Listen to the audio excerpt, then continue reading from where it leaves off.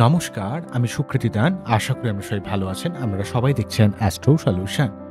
আজকে আমি আলোচনা করব যে শনিদেব বক্রী হওয়ার জন্য সমস্ত কুম্ভ রাশি বা লগ্নের ক্ষেত্রে কোন দিক থেকে পজিটিভ এবং কোন ব্যাপারে আপনাদের সাবধান হতে হবে সবকিছু নিয়ে পুঙ্খানুপুঙ্খভাবে বিশ্লেষণ করব। তো আশা করব আপনাদের ভালো লাগবে, তাই অনুষ্ঠানটাকে মন দিয়ে শুনুন, বোঝার চেষ্টা করুন। মূল আলোচনায় আসার আগে আমরা জেনে রেখে অ্যাস্ট্রো সংক্রান্ত নিত্য টিপস পেতে আমার এই অ্যাস্ট্রো সলিউশন চ্যানেলকে সাবস্ক্রাইব করুন, পাশে থাকা বেল আইকনে ক্লিক করুন। চলে আসি মূল আলোচনায়। প্রথমে বলবো, দেখুন, শনিদেব ১৩ই জুলাই থেকে ২৭শে নভেম্বর পর্যন্ত ১৩৭ দিন, প্রায় ১৪০ দিনের কাছাকাছি সময় কিন্তু বক্রী থাকবে। তো সমস্ত কুম্ভ রাশি যাদের, তাদের ক্ষেত্রে কিন্তু শনি ৭.৫ লাস্ট স্টেজ চলছে, অর্থাৎ সেকেন্ড হাউসে শনি অবস্থান করছে, এবং লগ্নের ক্ষেত্রেও শনি সেকেন্ড হাউসের জন্য কিন্তু ৭.৫ নয়, কিন্তু তবুও সেকেন্ড হাউসে অবস্থান অর্থকেন্দ্রের দিক থেকে আপনাকে একটু চাপের মধ্যে রাখছে। যদিও যদি আপনি চেষ্টা করেন, লড়াই করেন, পরিশ্রম করেন, অর্থকেন্দ্রের দিক থেকে অনেকটা হেল্প করবে। তো যাই হোক, শনি অ্যাকচুয়ালি বক্রী থাকা মানে যখন পৃথিবীর গতি থেকে তার যখন গতি কমে যায় সেটাকে অ্যাকচুয়ালি বক্রী বলা হয়। তো বক্র মানে যখনই শনিদেব বক্রী হয়ে যাচ্ছে তখন তার মধ্যে অত্যন্ত লেভেলের একটা আনস্টেবিলিটি ব্যাপার কাজ করে। শনিদেব ১৩ই জুলাই থেকে ২৭শে নভেম্বর পর্যন্ত বক্রী থাকছে। তো এই বক্রী থাকা মানে সার্বিকভাবে বলতে গেলে এই বক্রী অবস্থান, দ্বিতীয়ভাবে শনি বক্রী থাকছে মানে ঠিক পিছনের ঘরে কিছুটা প্রভাব দিয়ে যাচ্ছে। তাই রাহুর নেগেটিভ প্রভাবটাকে, লগ্ন বা রাশিতে রাহুর যে অস্থিরতা, শত্রুতা সংক্রান্ত সমস্যা বা আপনার শরীর টরীর খারাপ যাওয়া যে ব্যাপারটা, সেই জায়গাটা সম্পূর্ণভাবে কিন্তু কাটিয়ে দেবে। আপনার মন মানসিকতার মধ্যে একটা পজিটিভ মেন্টালিটি, কিছু করার মতো মেন্টালিটি, আপনার মধ্যে কিছু পরিবর্তন, গঠনমূলক কিছু চিন্তাভাবনা, কনস্ট্রাকটিভ চিন্তাভাবনা, আপনার মধ্যে পরিশ্রম করার মানসিকতা, রণংদেহী ভাব, মন মানসিকতার মধ্যে চিন্তার এক পজিটিভ পরিবর্তন, সঠিক কাজে ইনভেস্টমেন্ট, অর্থ ভুলভাল জায়গায় খরচ না হয়ে যাওয়া, এমন ব্যাপারগুলোকে আপনার মন মানসিকতার ক্ষেত্রে সঠিক সিদ্ধান্ত নেওয়ার প্রবণতা এবং আপনার মধ্যে লং টার্ম বিশেষের পজিটিভ কিছু মেন্টালিটি কিন্তু ক্রিয়েট করবে। কিন্তু শনি যেহেতু সেকেন্ড হাউসে বক্রী থাকছে, বক্রী যখনই থাকছে তখন কিন্তু সে আনস্টেবল। তাই সেকেন্ড হাউসে বক্রী থাকার মানে অর্থ সেভিংসের দিক থেকে যদি আপনি আপনার নিজের ইচ্ছাকে দমন করতে না পারেন, নিজের চাহিদাকে দমন করতে না পারেন, সেক্ষেত্রে আপনার অর্থ কিন্তু খরচ হয়ে যেতে পারে, ব্যয় হয়ে যেতে পারে। তাই নিজের চাহিদাকে, ডিজায়ারকে কিন্তু কন্ট্রোল করতে হবে। তাহলে কিন্তু আপনার খরচ খরচাকে আপনি অনেকটা কন্ট্রোল করতে পারবেন।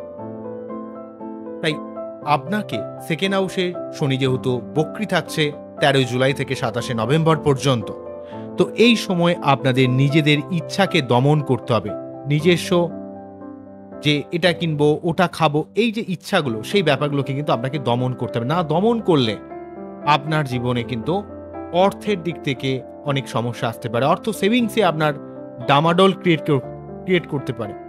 অর্থাৎ সেই জন্য আপনাকে কিন্তু সবসময় অর্থকেন্দ্রিকভাবে আপনাকে কিন্তু একটু স্টেবিলাইজ হওয়ার জন্য নিজেকে সঠিকভাবে ডিসিশন নিতে হবে। লং টার্ম বেসিসে ইনভেস্টের কথা ভাবতে হবে। শর্ট টার্ম বেসিসে কোনো রকম ফাটকা জায়গা থেকে যে ইনকাম করবেন, এই চিন্তাভাবনা মন থেকে পরিত্যাগ করতে হবে। অর্থ ইনকামের জন্য আপনাকে সর্বদা পরিশ্রম করতে হবে, লড়াই করতে হবে, গঠনমূলক সিদ্ধান্ত নিতে হবে, এমন জায়গায় অর্থ ইনভেস্ট করতে হবে যেগুলো লং টার্ম বেসিসে আপনার জীবনে লাভ দেয়। ওই শর্ট টার্ম বেসিসে আপনাকে কি দিয়ে দেবে তার কথা ভাবলে কিন্তু এখন হবে না সমস্ত কুম্ভ রাশি বা লগ্নের ক্ষেত্রে। এবং নিজের বাক্যকে, নিজের বাণীকে আরো সংযত করতে হবে, নাহলে কিন্তু আপনার কথায় অনেক মানুষ ভুল বুঝতে পারে, শত্রুতা ক্রিয়েট করতে পারে, আত্মীয়স্বজনের সঙ্গে সম্পর্ক খারাপ হতে পারে, এবং যদি নিজে কেয়ারফুল না হন তাহলে কিন্তু অর্থ সেভিংসে মালট দিতে পারে। তো এই ব্যাপারটা কিন্তু থাকছে। অন্যদিক থেকে শনিদেব, যদি আপনি একটু পরিশ্রম করেন, চেষ্টা করেন, নিজের কর্ম উন্নতি করার কথা ভাবেন, তাহলে কিন্তু আপনাকে শনিদেব অর্থ দিক থেকে কিন্তু অনেকটা হেল্প করবে এবং কর্মের দিক থেকেও কিন্তু অনেক সুযোগ নিয়ে আসবে। শনিদেব থার্ড হাউসে দৃষ্টি প্রদান করার জন্য পরিবার রিলেটেড ব্যাপারে আপনাকে অনেক লেভেলের দায় দায়িত্ব পালন করতে হবে। মায়ের কিছুটা শরীর টরীর খারাপ যেতে পারে, মায়ের শরীর স্বাস্থ্যের ব্যাপারে যত্নশীল হতে হবে। পরিবারে কখনো আপনি আপনার মতামতকে জোরে চাপিয়ে দেবেন না, চাপিয়ে দেবেন না যে এটাই মানতে হবে, কেননা নাহলে ফ্যামিলির মধ্যে অনেক সময় একটা বাকবিতণ্ডা, একটা মনোমালিন্য, বিনা কারণে একটা ঝগড়াঝাটির মতো সিচুয়েশন বা একটা অশান্তির মতো সিচুয়েশন ক্রিয়েট করতে পারে। সেই জন্য কিন্তু পরিবারে আপনাকে দায়িত্ব পালন করবেন, কিন্তু কখনো আপনার মতটাকে চেপে চালিয়ে দেওয়া বা আপনার মধ্যে অত্যন্ত ডিপ্রেশন, একাকিত্ব, অস্থিরতার ব্যাপারটাকে এত পাত্তা দেবেন, একটু হালকা হন, একটু ফ্রি হওয়ার চেষ্টা করুন। কারণ শনি বক্রি থাকার মানেই আপনার মধ্যে একটা সিদ্ধান্তহীনতা, ভুল সিদ্ধান্ত নেওয়া, অধৈর্য হয়ে যাওয়া, মাথা গরম করে ফেলা, স্ট্রেট কাট কথা বলে ফেলা, দরকার নেই যেখানে কোনো সেই নিয়ে কথা বলা, সেই সংক্রান্ত ব্যাপারে আপনি বিনা কারণে কথা বলে বিভিন্ন ঝামেলায় জড়িয়ে পড়তে পারেন, যেখানে আপনার জীবনে কোনো অর্থ লস পর্যন্ত যেতে পারে। অষ্টমভাবে শনি দৃষ্টি পড়ার জন্য আপনার কোনো রকম ঝামেলা থেকে অবশ্যই সাবধান হতে হবে। আপনার কোনো রকম অনৈতিক কাজ, অসৎ কোনো কাজ, সেই জায়গা থেকে বিরত থাকতে হবে। যদি কোনো রকম অনৈতিক কাজ বা অসৎ কাজের সঙ্গে আপনি হয়তো নিজে যুক্ত নয়, আপনি সাপোর্ট করছেন, সেটা সাপোর্ট করতে বাধ্য হচ্ছেন, সেই জায়গাগুলো যদিও একান্ত বাধ্য হন, আপনি নিজে জাস্ট গা ভাসিয়ে দিন। কখনো নিজে থেকে জোর করে কোনো রকম অনৈতিক কাজ করবেন না। কেন শনি কিন্তু সেকেন্ড হাউসে থেকে অষ্টম ভাবকে দেখার জন্য আপনার মাঝে মাঝে বিভিন্ন ঝামেলায় জড়িয়ে পড়ার একটা ব্যাপার থাকবে। আপনার মাঝে মাঝে শরীর টরীর খারাপ হতে পারে, বিশেষ করে হাড়ে ব্যথা, কোমরে ব্যথা, দাঁতে ব্যথা, গাঁটে ব্যথা, বা সেক্সুয়াল কিছুটা রিল্যাক্টেন্ট ভাব, মনের মধ্যে সবসময় একটা ডিপ্রেশন সংক্রান্ত মেন্টালিটি, এটা কিন্তু শনি ক্রিয়েট করতে পারে। অন্যদিক থেকে একাদশভাবে শনি দৃষ্টি পড়ার জন্য সার্বিকভাবে বলতে গেলে আপনার জীবনে কোনো রকম প্রাপ্তির দিক থেকে, কোনো কিছু পাওয়ার দিক থেকে আপনার অনেক কিছু বাধা বিপত্তি ক্রিয়েট করতে পারে। কিন্তু যে কোনো প্রাপ্তি হোক না কেন, যদি আপনি আপনার নিজের ব্যাপারে চেষ্টা করেন, লড়াই করেন, পরিশ্রম করেন, আপনি আপনার জায়গায় যদি কোনো রকম খামতি না থাকে, ফাঁকিবাজি যদি কোনোভাবে না থাকে, সেক্ষেত্রে শনির 11th হাউসের প্রভাব আপনার জীবনে সর্বার্থকভাবে একটা উন্নতির জায়গা কিন্তু তৈরি করবে। তো শনির এই অবস্থান, সেকেন্ড হাউসে অবস্থান মানে আপনাকে অর্থকেন্দ্রিক ব্যাপারে সাবধান হতে হবে।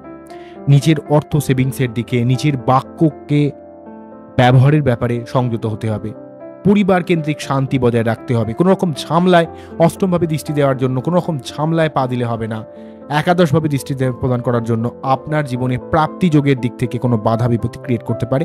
সেই জন্য আপনার কোনো রকম যতক্ষণ পর্যন্ত ফাইনালাইজ রেজাল্ট না পাচ্ছেন কোনো কাজের, তার জন্য কিন্তু আপনাকে লাস্ট পর্যন্ত সেই জায়গাটা ধরে থাকতে হবে। দেখুন, শনি অ্যাকচুয়ালি যে ভাবে বসে থাকবে বা যে ভাবগুলোতে দৃষ্টি দেবে, যদি আপনাদের ক্ষেত্রে লগ্নপতি বা রাশিপতি আপনাদের ক্ষেত্রে পজিটিভ একটা প্ল্যানেট, আপনার জীবনে অনেক গঠনমূলক পরিবর্তন করাবে। কিন্তু শনির কাজ হলো প্রথমের দিকে একটু জটিলতা, একটু বাধা, যাতে আপনি আপনার জায়গায় 100% পারফেকশন বজায় রাখেন।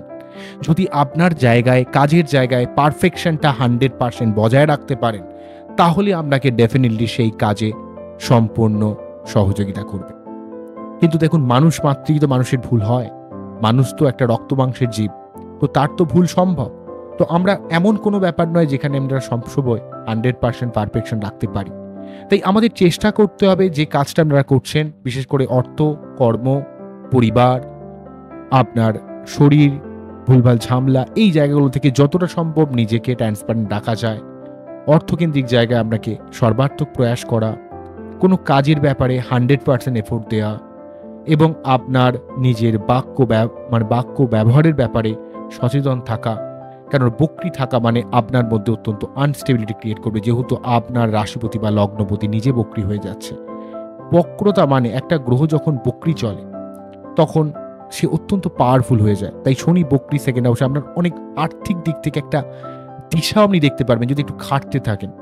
কর্মের দিক থেকে, অর্থকেন্দ্রিক দিক থেকে, পরিবার কেন্দ্রিক ব্যাপারে, প্রাপ্তি যোগের ব্যাপারে আপনার কিন্তু অনেক দিশা নিয়ে আসবে, কনস্ট্রাকটিভ কিছু চিন্তা ভাবনা নিয়ে আসবে।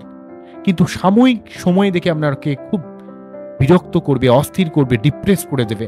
তাই এই সাময়িক ডিপ্রেশন, সাময়িক অস্থিরতা, সাময়িক মনোমালিন্য, সাময়িক সমস্যা, এই দেখে কিন্তু ডিপ্রেসড হবেন না। তো এই সময় মাথা ঠান্ডা রেখে কাজ করা অত্যন্ত জরুরি, আমি বলবো যেটা।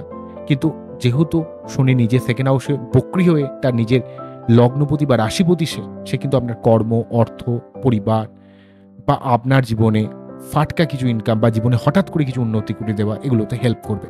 কিন্তু আপনার নিজের জায়গায় কোনো রকম ফাঁকিবাজি, কোনো রকম শর্টকাট এগুলো করলে কিন্তু হবে না। আপনার নিজের জায়গায় ধৈর্য শক্তি রাখতে হবে, অধ্যাবসায় রাখতে হবে, সর্বার্থক পরিশ্রম করতে হবে, তবেই কিন্তু আপনার জীবনে সর্বার্থক উন্নতি সম্ভব। তো বোঝা গেল কি বললাম?